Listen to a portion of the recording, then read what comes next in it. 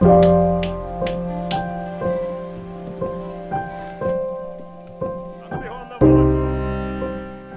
is the Holodomor? Why did people die? Why did children die? Who took away their food?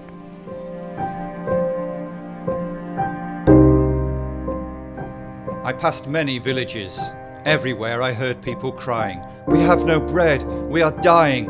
Tell England that we are swelling from hunger."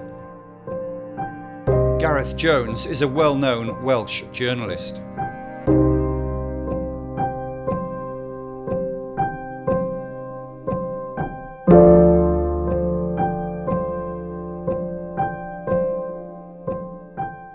My son, you see, Ukraine was not always like this. 100 years ago, our ancestors restored the Ukrainian state, but it was soon occupied by the Bolshevik communists, who created a new totalitarian empire, the Soviet Union. They killed people who spoke Ukrainian. They could punish someone simply for wearing an embroidered shirt. The communists took out our leaders, closed Ukrainian schools, demolished churches, and proclaimed a new order. Ukrainians were deprived of land and driven into collective farms. They had to work there without days off or vacations for free. They became servants. My dad's great-grandfather, Mikhailo, had a large family, owned land and dreamed of living in an independent Ukraine. Together with thousands like him, he took a stand against lawlessness. Moscow did not forgive the Ukrainians for such resistance. First, they took away all the harvest, then all the food. Later, people were driven from their homes and sent to a certain death. A famine was created in Ukraine, the purpose of which was to destroy the Ukrainians. It was genocide, my son. The Holodomor was a deliberate extermination of Ukrainians by Moscow for daring to rebuild their own state. The most atrocious crime of the 20th century claimed the lives of over 7 million Ukrainians in Ukraine and 3 million Ukrainians living in ethnic Ukrainian territories within the Soviet Union. The Holodomor genocide lasted more than 500 days, from April 1932 to November 1933. Its peak was during the spring of 1933, when 17 people died every minute from hunger, 1,000 every hour, almost 25,000 every day.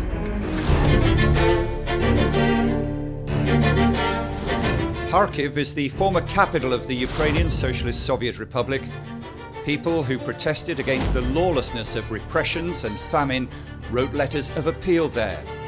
But it was by Moscow's will that Kharkiv was the capital of the Holodomor. Without knowing it, hundreds of thousands of people escaped from starvation to Kharkiv, and among them were homeless children who lost their parents. In 1932 and 1933, it was a very scary place. A children's prison called Kommunistka. It was located near Kharkiv's South Station. This is where starving children from the rural regions of Ukraine were brought after being picked up at the station. Forensic expert Andriy Kis has investigated where communists carried out famine-related crimes in Kharkiv.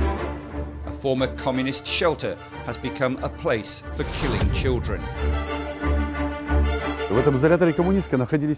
In this prison, there were mainly children under the age of 4 years old. Mortality in this institution was egregious.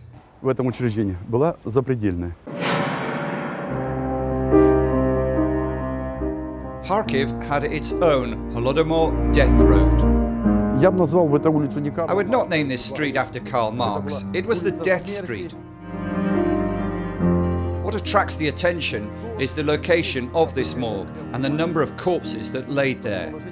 This building is currently the Theatre of Musical Comedy. In Soviet times, it was known as a palace of culture, where Pishchevik or food industry worker. In the year 1933, this building was a club that bore the unfortunate name Harchozmak, short for food industry.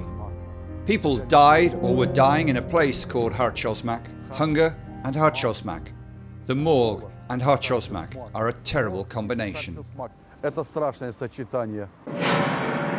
Якщо ви подивитеся, значить, звіти. If you look at the death toll in Kharkiv in 1933, you will notice something peculiar. Out of these 6,000 recorded deaths, a third of the records did not specify the address where they lived. What this means is that those people were not from Kharkiv. They came there for bread, died, and no one knew their addresses. Це прийшли за хлібом, впали, померли, ніхто не знав їхні адреси. The main instrument of the genocide was the repressive seizure of all food and the creation of conditions under which it was impossible to survive. The intention was to kill disloyal people. It was passed off by the authorities as fulfillment of a grain harvesting plan, an impossible plan.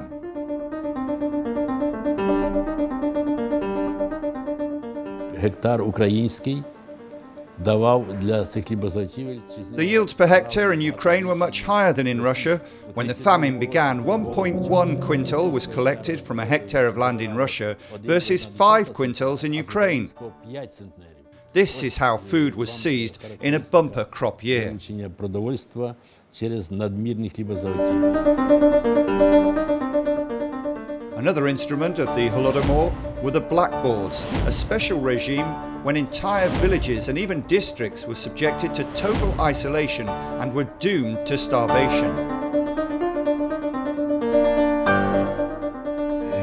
Resolution of the Central Committee of the Communist Party of Ukraine of November the 18th, 1932 imposed penalties on collective farms, village councils, settlements and districts that sabotaged the performance of grain production. Entry on a blackboard led to complete isolation of a village from the outside world through blocking it by special units of the main political department. The blackboard regime was a form of administrative, military and psychological terror of the communist regime against the Ukrainian farmers. За моїми підрахунками, 82 райони. According to my calculations, 82 districts of the USSR were put onto the blackboards. This was almost a third of all districts. While the average regional mortality in the regions of Ukraine was 30 to 35%, in the blackboard regions the mortality rate was 50 to 70%. In fact, more than half of the village population died out. There are documents in the archives which state the fact that the villages, which had become completely extinct, had a black flag hung at the highest point. Вимерли, то на найвищій точці вивішували чорний прапор. However, the friendly Russian Republic did not share the same features of the famine, such as the unrealistic plans for grain production and the blackboard regime. The Kuban and parts of the Volga regions inhabited by Ukrainians were the only exceptions. To prevent Ukrainians from escaping to other non-Ukrainian regions of the USSR in search of food, the decision of the Politburo of the Central Committee of the Communist Party of the Soviet Union on the passport system and unloading of cities from extra elements, as it was called, was made on November the 15th, 1932. A single passport system was introduced for the entire USSR and all other certificates were abolished. When the Holodomor reached its critical point, then by the decision of the Council of People's Commissars of the Ukrainian SSR on April 28, 1933, the citizens whose place of residence was defined as village or town were not given passports at all. Therefore, they were unable to leave the place where the famine was being perpetrated.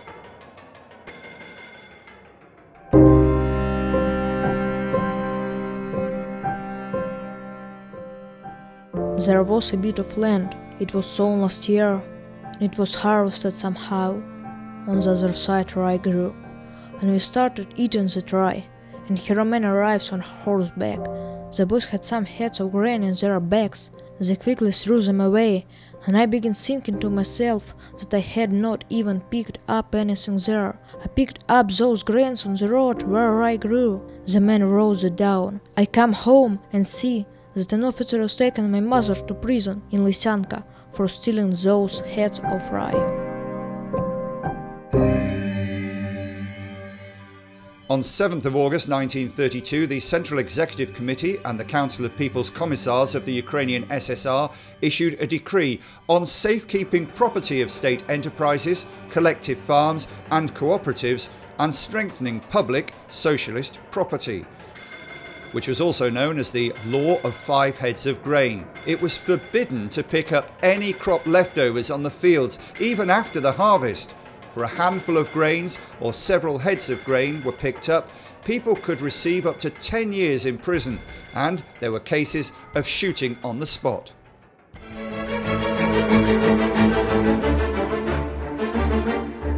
A particular aspect of the humanitarian catastrophe was the fate of children and adolescents in areas where the genocide was being carried out.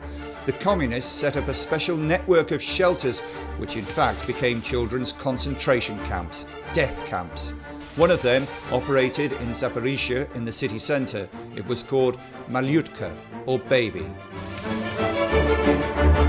According to historians in Zaporizhzhia's Special Children's Center under NKVD of the USSR, Malyutka, in 1932 and 1933, more than 700 children died of hunger aged between 1 and 12 years. Очевидно, це унікальний випадок. Унікальний випадок. Obviously, this was a unique case. It was an industrial center which was said to be provided with rations. За легендою. This is where the Dnipro hydroelectric station and the Dnipro Spetstal plant were located, where other factories were under construction. And suddenly there is such child killing.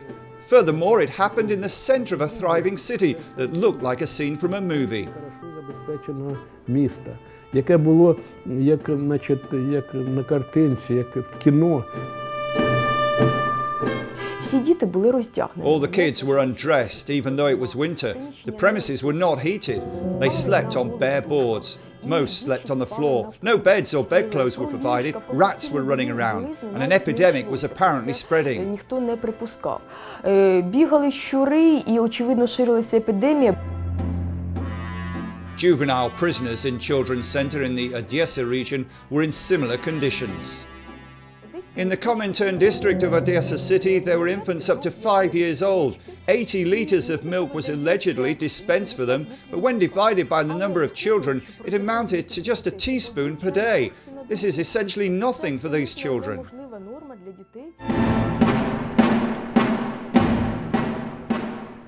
Mirohod, Poltava region. House number 31 in Yurkivska Street. During the Holodomor genocide, it was another special children's orphanage. На вулиці кажуть, що випускали і The children stayed outside and were so exhausted they could no longer walk. One of the people who lived in this orphanage compared them to small goats who leaned on their elbows, on their knees, crawled around the yard, gritted the grass with their teeth and ate leaves on the trees. Of course, most of them died in agony because a child's body just cannot handle that. з них помирала, тому що дитячий організм такого просто не витримував.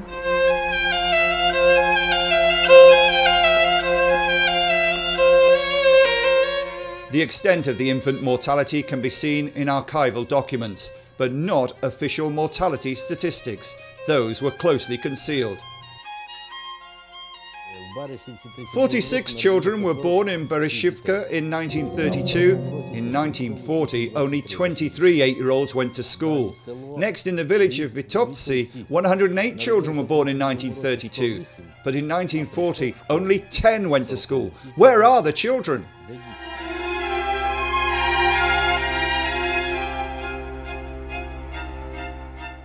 So why is this famine called a genocide?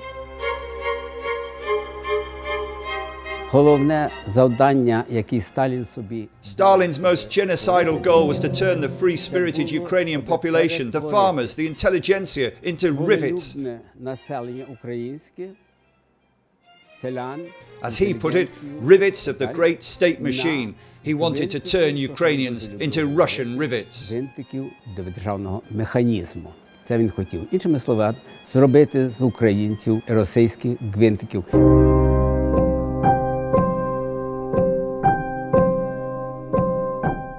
By Holodomor songs were taught to us every day at the shelter.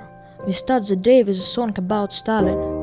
We don't know any better songs on earth. And a few months later, mothers came to the orphanage. Children recognize them. They cry. If you knew how I was expecting my mother, but she did not come.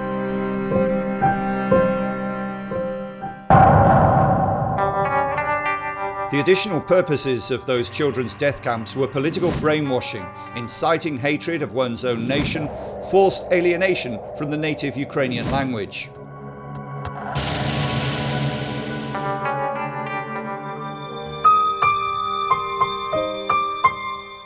The forced alienation of children from the Ukrainian language in orphanages is a phenomenon recorded by the historian Alla Horova, the granddaughter of Konotop death camp prisoner Katerina Prokopenko.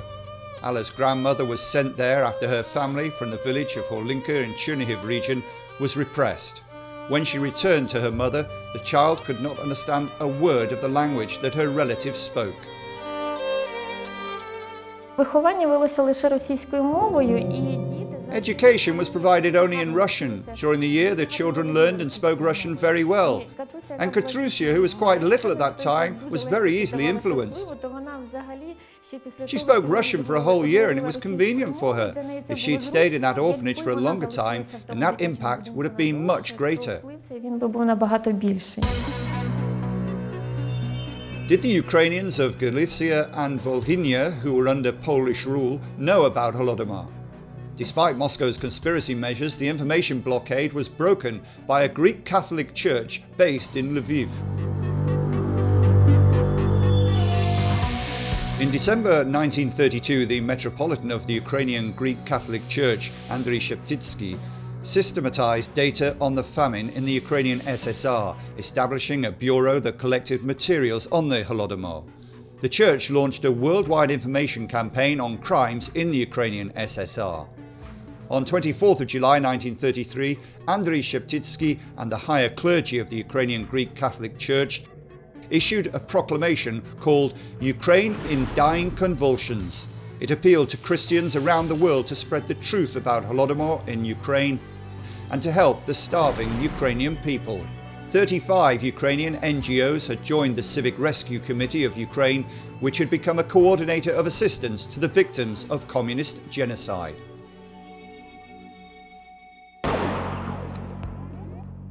Aid from the West also went through illegal ways across the Polish-Soviet border. In particular, food for the hungry was delivered on rafts. At the same time, Ukrainians were fleeing to Poland. In 1932 alone, more than 5,000 fugitives from Soviet Ukraine were caught and executed, according to historian Volodymyr Suhichuk. In October 1933, a member of the Organization of Ukrainian Nationalists, Mykola Lemik, killed the USSR consul to Poland, Alexei Mylov, in protest at the genocide. Poland, however, did not support the vote on assistance to Ukrainians in the USSR in the League of Nations. The Polish position had split society and provoked a political crisis. Галицька преса, ми читали багато документів. We read a lot of documents. The Galician press appealed to the governments of the United Kingdom, the United States and Europe to help Ukrainians survive. Урядів з проханням допомогти. They were raising money, trying to get here, collecting food. However, the Soviet authorities did not allow it and cynically stated that nothing was happening there. The villages were well off. When some emissaries from Europe came, they were shown exemplary villages. Даже приїжджали якісь емісари з Європи, яким показували зразкові села. Hiding and concealing the fact of the massacre of Ukrainians by famine has become a top objective for the Kremlin. The Russian Federation, being the successor to the USSR, continues to deny the Holodomor, the genocide of the Ukrainian nation. At the same time, the world community recognizes the Holodomor as a crime against humanity and condemns the action of the Soviet authorities.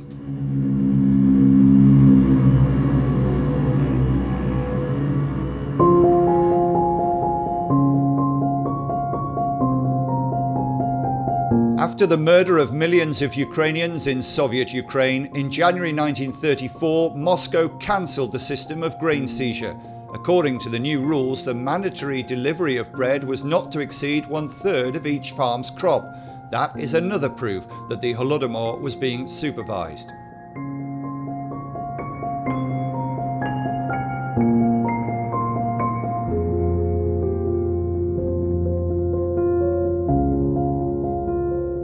So who is to blame for this horrors? Was anyone held responsible for that? We need to know the real scale of the losses and even, if possible, establish the names of all those who died so that Ukrainians never forget what happened and learn to protect their own homeland.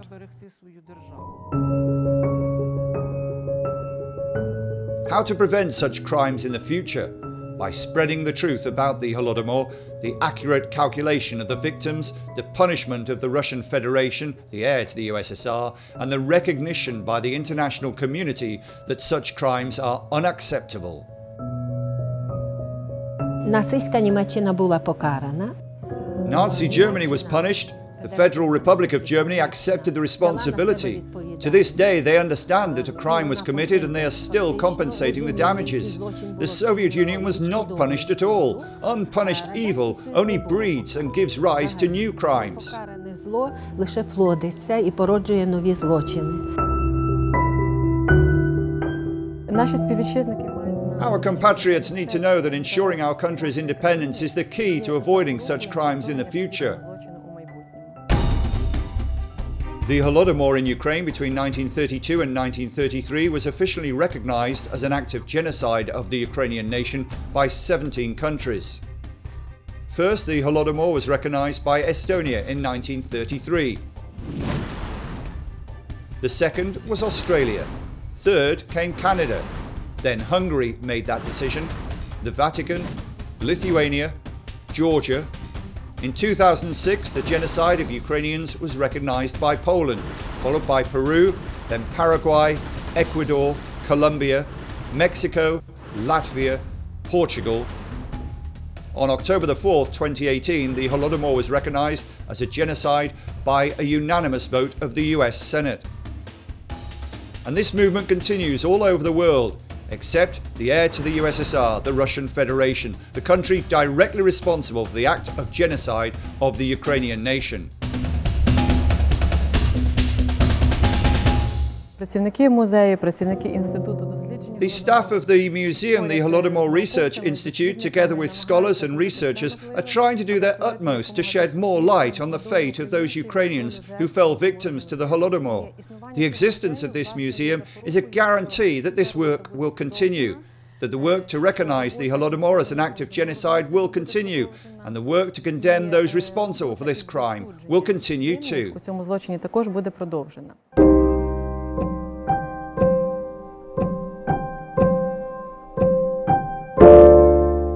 People live to be happy, to see their parents, the sky, the yellow leaves.